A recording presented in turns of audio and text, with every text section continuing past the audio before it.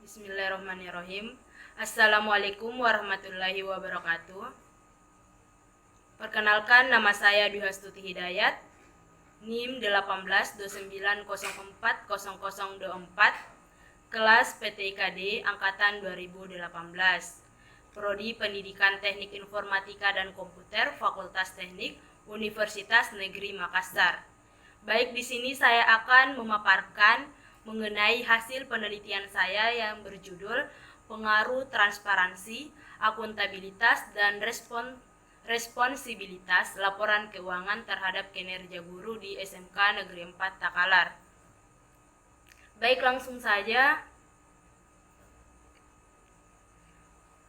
Nah, menurut Undang-Undang Nomor 20 Tahun 2003 tentang Sistem Pendidikan Nasional Pasal 40 Ayat 2 secara jelas menyatakan bahwa kewajiban seorang tenaga pendidik adalah mempunyai komitmen secara profesional untuk meningkatkan mutu pendidikan. Nah, dengan demikian, guru memiliki tugas dan tanggung jawab yang besar untuk mencerdaskan kehidupan bangsa. Karenanya, seorang guru pada akhirnya dituntut untuk memiliki kompetensi yang dapat mendukung kinerja guru yang baik dan profesional. Baik, selanjutnya menurut Menteri Pendidikan dan Kebudayaan Nadiem Makarim mengatakan bahwa dana bantuan operasional sekolah atau BOS itu dapat digunakan guru dan murid untuk membeli kuota internet selama kegiatan belajar dilakukan dari rumah di tengah pandemi COVID-19. Nah, Nadiem Makarim sendiri mengatakan bahwa penggunaan dana BOS untuk pembelian kuota internet ini menjadi kewenangan oleh kepala sekolah. Nah, pasalnya karena kepala sekolah lah yang berhak mengatur dalam penggunaan dana BOS itu sendiri.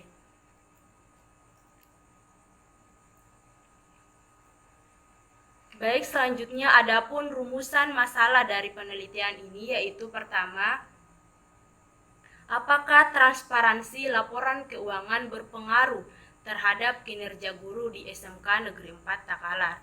Kedua itu, apakah akuntabilitas laporan keuangan berpengaruh terhadap kinerja guru di SMK Negeri 4 Takalar? Kemudian yang terakhir yaitu, apakah responsibilitas laporan keuangan berpengaruh terhadap kinerja guru di SMK Negeri 4 Takalar? Nah, selanjutnya tujuan dari penelitian ini yaitu pertama, untuk mengetahui pengaruh transparansi laporan keuangan terhadap kinerja guru di SMK Negeri 4 Takalar. Kedua, untuk mengetahui pengaruh akuntabilitas laporan keuangan terhadap kinerja guru di SMK 4 Takalar. Dan yang terakhir, yaitu untuk mengetahui pengaruh responsibilitas laporan keuangan terhadap kinerja guru di SMK Negeri 4 Takalar.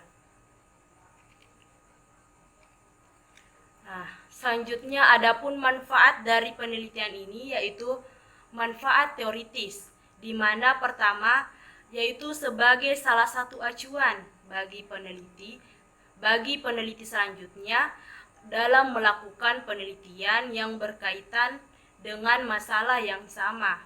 Kedua, sebagai media untuk memberikan informasi dan tambahan pengetahuan terkait pengaruh transparansi, akuntabilitas, dan responsibilitas pengelolaan keuangan terhadap kinerja guru di SMK Negeri 4 Takalar.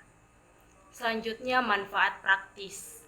Nah, manfaat praktis sendiri ada dua, yaitu pertama sebagai bahan pertimbangan bagi pihak sekolah untuk mengetahui tentang pengaruh transparansi, akuntabilitas, dan responsibilitas pengelolaan keuangan terhadap kinerja guru di SMK Negeri 4 Takalar, sehingga pihak sekolah dapat mengambil kebijakan untuk melakukan tindakan perbaikan ataupun pencegahan terhadap hal-hal yang akan mempengaruhi kinerja guru. Kemudian yang terakhir yaitu dapat memberikan pemahaman kepada pihak sekolah seperti kepala sekolah dan pemangku kepentingan dalam mengambil keputusan. Nah, baik, selanjutnya tinjauan teoritis kinerja guru. Nah, menurut Sabaruddin dan Suhendra tahun 2019, kinerja guru merupakan kegiatan yang dapat dicapai guru dalam suatu organisasi. Nah, sesuai dengan wewenang dan tanggung jawab yang diberikan organisasi dalam upaya mencapai visi, misi, dan tujuan organisasi yang bersangkutan secara legal, tidak melanggar hukum, dan sesuai dengan moral maupun etika. Selanjutnya, transparansi. Nah, transparansi sendiri adalah informasi yang berkaitan dengan organisasi, tersedia secara mudah dan bebas, serta bisa diakses oleh mereka yang terkena dampak kebijakan yang dilakukan oleh organisasi tersebut. Baik, selanjutnya akuntabilitas. Nah, akuntabilitas sendiri adalah kewajiban untuk memberikan pertanggungjawaban atau untuk menjawab dan menerangkan kinerja dan tindakan penyelenggaraan organisasi kepada pihak yang memiliki hak atau berkewenangan untuk meminta keterangan atau pertanggungjawaban.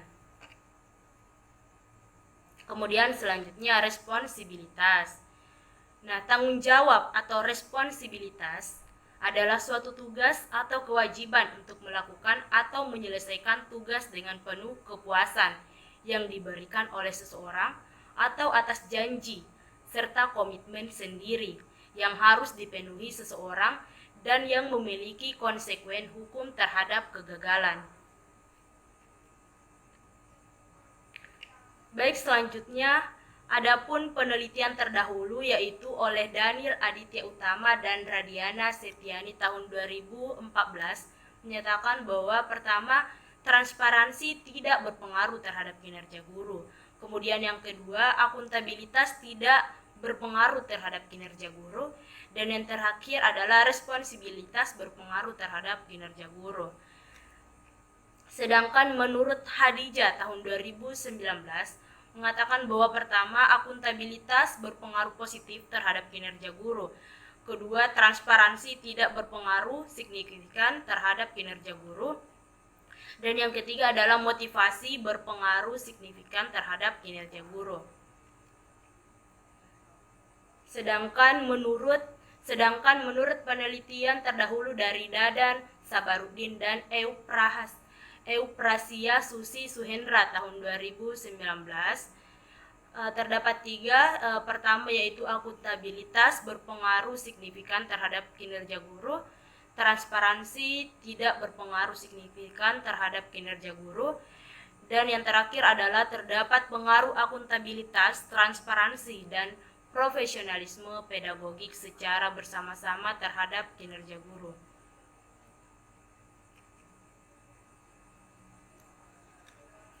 Baik, selanjutnya di sini saya akan menjelaskan kerangka konseptual dan hipotesis. Adapun kerangka konseptualnya itu sendiri, yang pertama dari variabel transparansi atau X1, indikatornya itu terdapat 3 indikator, yaitu pertama informatif, kedua keterbukaan, dan yang ketiga adalah pengungkapan. Kemudian pada variabel akuntabilitas atau X2, adapun indikatornya itu pertama, sekolah melaksanakan standar akuntansi pemerintah atau SAP dalam membuat laporan keuangan. Kemudian yang kedua, adanya pelaporan keuangan secara periodik. Dan yang terakhir adalah keterlibatan semua pihak dalam penyusunan draft. Selanjutnya, variabel dari responsibilitas atau X3, yaitu indikatornya pertama, bertanggung jawab terhadap pimpinan dalam hukum yang berlaku. Kedua, bertanggung jawab terhadap atasan dan bawahan. Dan yang ketiga adalah bertanggung jawab kepada masyarakat. Nah, selanjutnya yang terakhir adalah variabel dari kinerja guru atau variabel Y, di mana terdapat 4 indikator, yaitu pertama, perencanaan program kegiatan pembelajaran. Kedua, pelaksanaan kegiatan pembelajaran.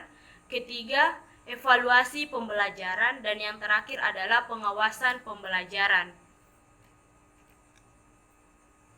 Nah, selanjutnya kerangka hipotesis. Nah, adapun hipotesis pertama yaitu transparansi X1 laporan keuangan berpengaruh terhadap kinerja guru di SMK Negeri 4 Takalar.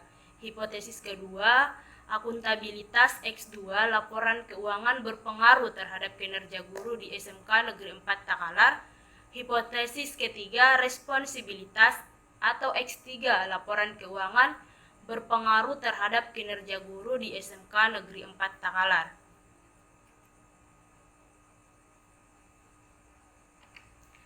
Baik, adapun pendekatan dari penelitian ini yaitu di mana dalam penelitian ini kita menggunakan pendekatan penelitian kuantitatif. Nah, pendekatan kuantitatif di mana pendekatan kuantitatif kita melakukan pengukuran variabel penelitian dengan angka atau numerik sehingga akan diketahui hubungan antara variabel yang diteliti dan menghasilkan kesimpulan yang memperjelas objek yang akan diteliti. Adapun tempat dan waktu penelitian, yaitu penelitian ini dilakukan di UPT SMK Negeri 4 Takalar, dan waktu yang diperlukan yaitu dalam penelitian ini yaitu kurang lebih 2 bulan, yaitu mulai dari bulan Oktober tahun 2020 sampai dengan bulan November tahun 2020. Selanjutnya populasi dan sampel. Adapun populasi pada penelitian ini adalah di mana seluruh guru yang mengajar di UPT SMK Negeri 4 Takalar, baik ASN maupun non-ASN sebanyak 33 orang. Nah, teknik yang digunakan untuk penentuan sampel dalam penelitian ini adalah sampling jenuh, sehingga populasi sekaligus dijadikan sebagai sampel.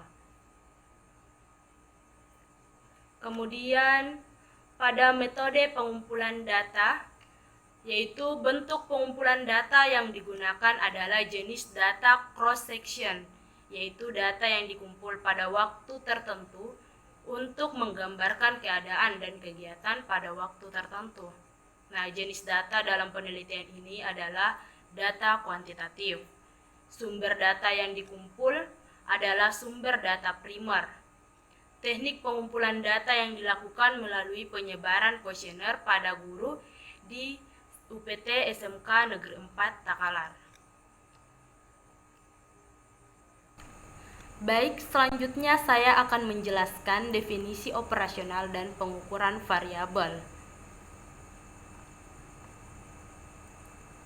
Adapun definisi operasional dan pengukuran variabel dari transparansi atau X1, di mana keterbukaan informasi yang diharapkan akan menghasilkan persaingan politik yang sehat, toleran, dan kebijakan dibuat berdasarkan pada referensi publik.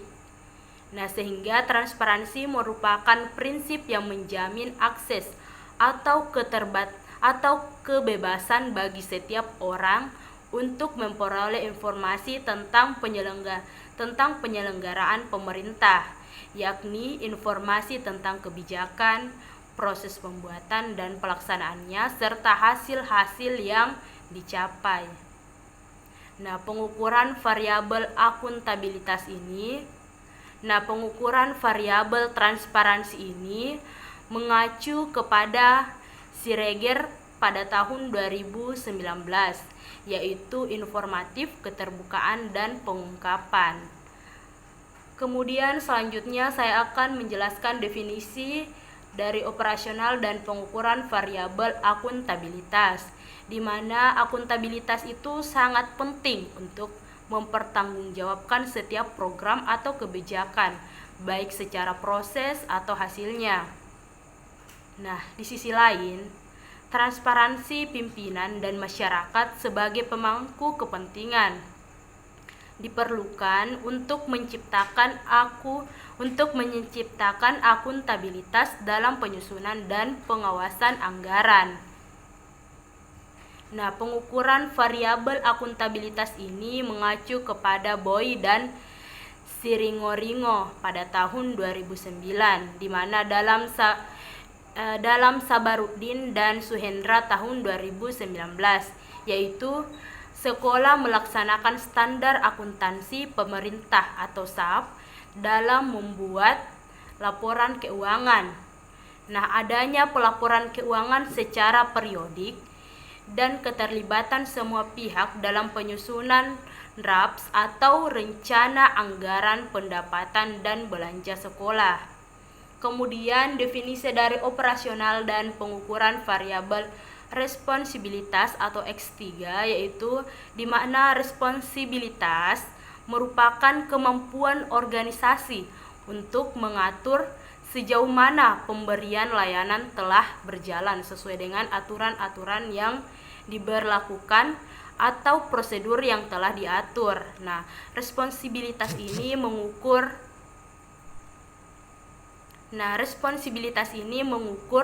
tingkat partisipasi pemberi layanan melaksanakan tugasnya. Pengukuran variabel responsibilitas ini mengacu kepada penelitian Muslima pada tahun 2016, yaitu bertanggung jawab atas pimpinan dalam hukum yang berlaku. Nah, bertanggung jawab terhadap atasan dan bawahan dan bertanggung jawab terhadap masyarakat. Baik, selanjutnya definisi operasional dan pengukuran variabel kinerja guru atau variabel Y, di mana seperti yang tadi saya jelaskan, guru di sini merupakan faktor penentu yang sangat dominan dalam pendidikan pada umumnya. Karena guru memegang peranan dalam proses pembelajaran, di mana proses pembelajaran merupakan inti dari proses pendidikan secara keseluruhan. Nah, di sini guru merupakan perencana pelaksanaan sekaligus sebagai evaluator pembelajaran di kelas. Pengukuran variabel dari kinerja guru ini mengacu kepada penelitian utama dan Setiani tahun 2014, yaitu perencanaan program kegiatan pembelajaran, pelaksanaan kegiatan pembelajaran, evaluasi pembelajaran, dan pengawasan pembelajaran. Baik, selanjutnya kita melangkah pada metode penelitian. Di sini saya akan menjelaskan mengenai uji instrumen, uji asumsi klasik, metode analisis, dan uji hipotesis. Nah, uji instrumen terdapat dua di situ, ada uji validasi dan uji reliabilitas. Adapun uji validasi yaitu sebuah alat yang digunakan untuk mengukur sah atau tidaknya suatu kuesioner, di mana suatu kuesioner dikatakan valid jika pertanyaan pada kuesioner mampu untuk mengungkap suatu yang akan diukur oleh kuesioner tersebut. Nah, pengujian validasi ini dilakukan dengan cara validasi eksternal, yaitu kita menggunakan program SPSS.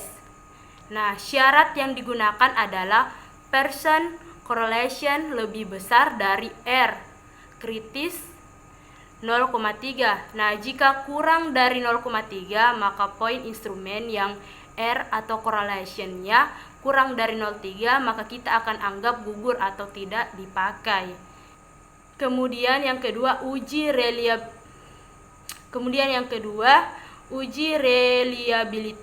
Nah, uji reliabilitas ini berfungsi untuk menguji apakah item pertanyaan di dalam menginterpretasikan tinggi rendahnya reliabilitas ini, di mana untuk menggunakan bantuan program SPSS 22.0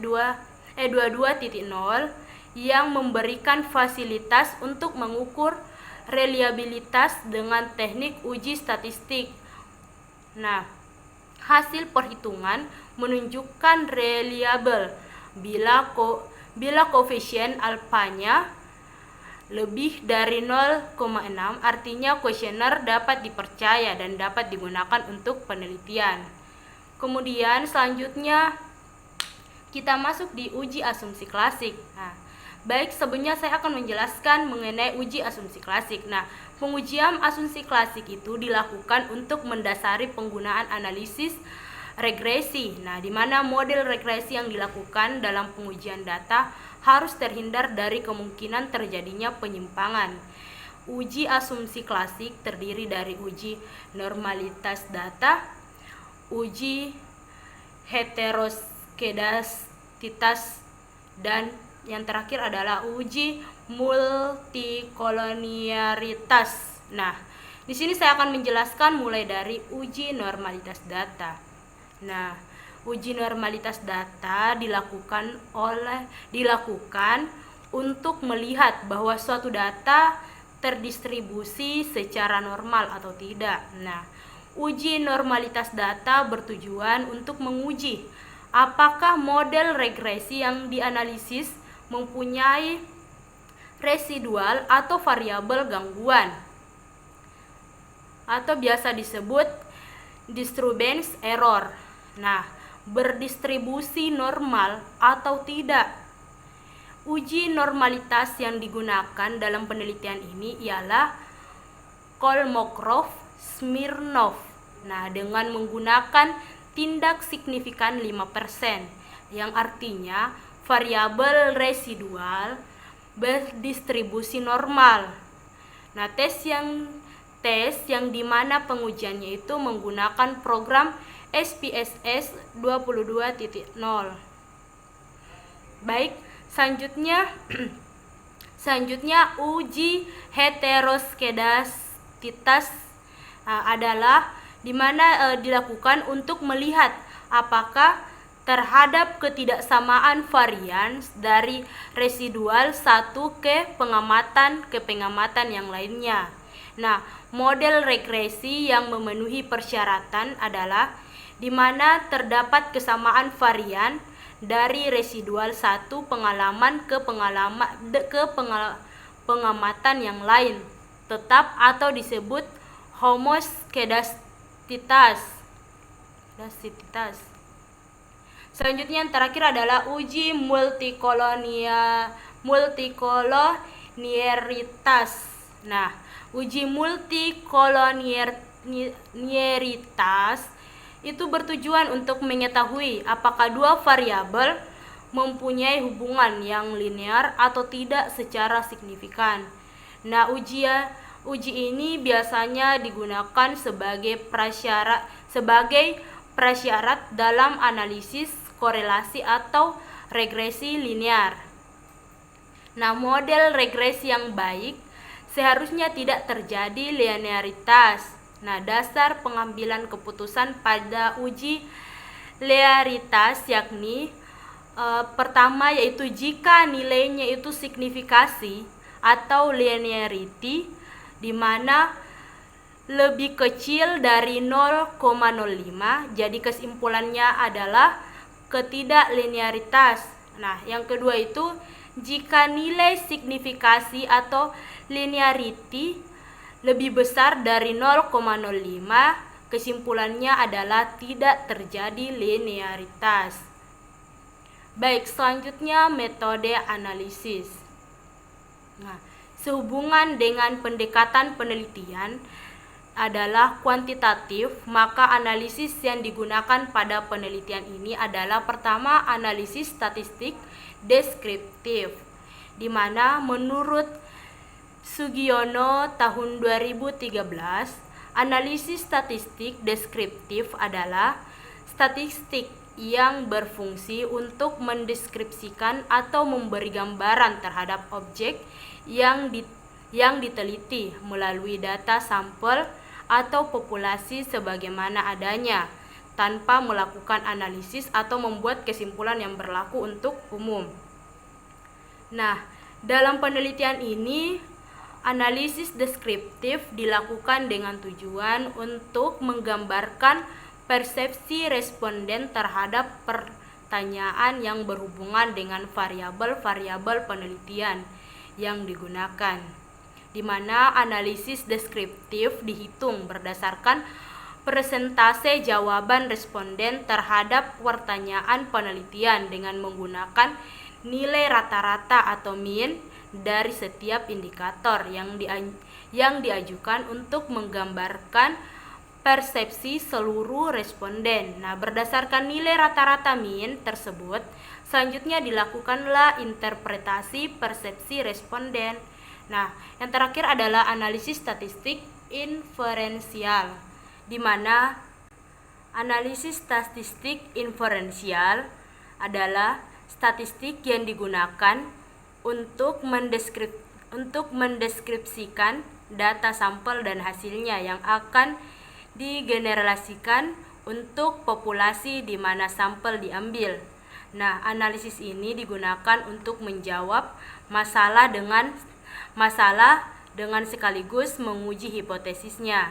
Jadi analisis inferensial yang digunakan dalam penelitian ini, kita menggunakan alat statistik regresi linear berganda, di mana regresi linear berganda merupakan pengembangan dari analisis regresi sederhana. Kemudian yang terakhir adalah uji hipotesis, di mana di sini saya akan menjelaskan 3, yaitu koefisien determinasi, uji signifikasi simultan, dan uji signifikasi parsial. Baik, langsung saja koefisien determinasi. Nah, jadi koefisien determinasi pada intinya dia itu mengukur seberapa jauh kemampuan model dalam menerangkan variasi variabel independen. Jadi nilai koefisien determinasi adalah n. Semisal nilainya adalah n. Nah, antara 0 dan 1, nilai R pangkat 2 yang kecil berarti kemampuan variabel-variabel independen dalam menjelaskan variabel. Nah, variabel independen amat terbatas. Jadi nilai yang mendekati 1 berarti variabel-variabel independen memberikan hampir semua informasi yang dibutuhkan untuk memprediksi variasi variabel independen. Kemudian yang kedua adalah uji signifikasi simultan atau uji F, di mana uji hipotesis dengan F tes digunakan untuk menguji hubungan variabel bebas secara bersama-sama dengan variabel terikat. Kemudian selanjutnya adalah uji signifikasi parsial atau uji T. Nah, uji hipotesis dengan tes digunakan untuk mengetahui apakah variabel bebas memiliki hubungan signifikan atau tidak dengan variabel terikat secara individual untuk setiap variabel. Baik, itulah tadi penjelasan dari saya. Sekian dan terima kasih. Mohon maaf apabila ada kesalahan kata. Sekian, wassalamualaikum warahmatullahi wabarakatuh.